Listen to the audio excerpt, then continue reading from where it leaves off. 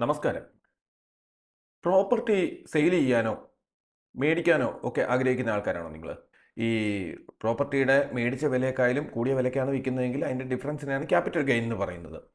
അപ്പം 24 മാസത്തിന് ഉള്ളിൽ നിങ്ങൾ മറിച്ച് വിൽക്കുകയാണ്, മേടിച്ച പ്രോപ്പർട്ടി മറിച്ച് വിൽക്കുകയാണ് എന്നുണ്ടെങ്കിൽ അതിൻ്റെ ലാഭത്തിനെ നമ്മൾ ഷോർട്ട് ടൈം ക്യാപിറ്റൽ ഗെയിൻ എന്ന് പറയും. ഈ ഷോർട്ട് ടൈം ക്യാപിറ്റൽ ഗെയിൻ നമ്മുടെ സാധാരണ സ്ലാബ് റേറ്റിൻ്റെ കൂടെ ആഡ് ചെയ്തിട്ടാണ് നമ്മൾ ടാക്സ് ചെയ്യുന്നത്. ഇനി അതേസമയം 24 മാസമോ അല്ലെ 24 മാസത്തിന് മുകളിലാണ്, അതായത് അത് കഴിഞ്ഞിട്ടാണ് വിൽക്കുന്നത്, അല്ലെ 2 വർഷത്തിന് ശേഷമാണ് നിങ്ങൾ മേടിച്ച സാധനം വിൽക്കുന്നതെങ്കിലോ മേടിച്ച സ്ഥലം വിൽക്കുന്നതെങ്കിലോ അതിനെ നമ്മൾ ലോങ് ടൈം ക്യാപിറ്റൽ ഗെയിൻ എന്ന് പറയും. അതിനെ 20% ഡയറക്റ്റ് സ്ലാബ് റേറ്റിലല്ല, ഫ്ലാറ്റ് റേറ്റിലാണ് നമ്മൾ ടാക്സ് ചെയ്യുന്നത്. അപ്പോൾ ഇനി ഇതിനകത്ത് വേറൊരു പ്രശ്നമുള്ളത്, 50 ലക്ഷത്തിന് മുകളിലാണ് നിങ്ങൾ ഒരു പ്രോപ്പർട്ടി സെല്ല് ചെയ്യുന്നതെന്നിരിക്കട്ടെ, അല്ലെങ്കിൽ മേടിക്കുന്നതെന്നിരിക്കട്ടെ, ഈ മേടിക്കുന്നയാൾ 1% TDS പിടിച്ച് 1 മാസത്തിനുള്ളിൽ ഗവൺമെൻറ്റിലേക്ക് അടയ്ക്കേണ്ടതായിട്ടുണ്ട്. അതിൻ്റെ സർട്ടിഫിക്കറ്റും കൊടുക്കണം.